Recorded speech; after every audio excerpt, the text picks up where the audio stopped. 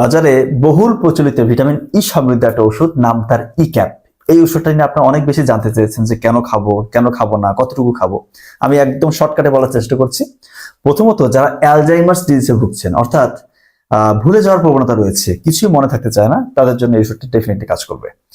এছাড়াও যারা rheumatoid arthritis অর্থাৎ বিভিন্ন রকমের জয়েন্টের ব্যথায় ভুগছেন, দীর্ঘদিন ধরে ব্যথায় ভুগছেন, তারাও এই ওষুধটা খেতে পারেন।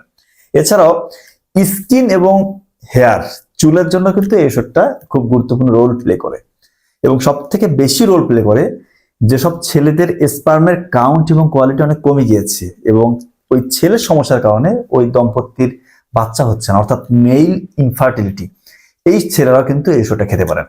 এবং যারা হার্টটাকে প্রোটেক্টিভ রাখতে চান, আপনার হার্ট, তার কোলেস্টেরল কমবে এবং হার্টটা অ্যাক্টিভ থাকবে, যারা এটা চান তারা এই ওষুধটা খেতে পারেন। এবং ব্রেইনকে যারা অ্যাক্টিভ রাখতে চান তারা এই ওষুধটা খেতে পারেন। কথা হচ্ছে কতটুকু খাবো। ইন জেনারেল আপনারা 400 ইন্টারন্যাশনাল ইউনিট, প্রত্যেকটা ক্ষেত্রে যেগুলো সমস্যার কথা বললাম প্রত্যেকটা ক্ষেত্রে 400 ইন্টারন্যাশনাল ইউনিট 2 বেলা করে খাবেন।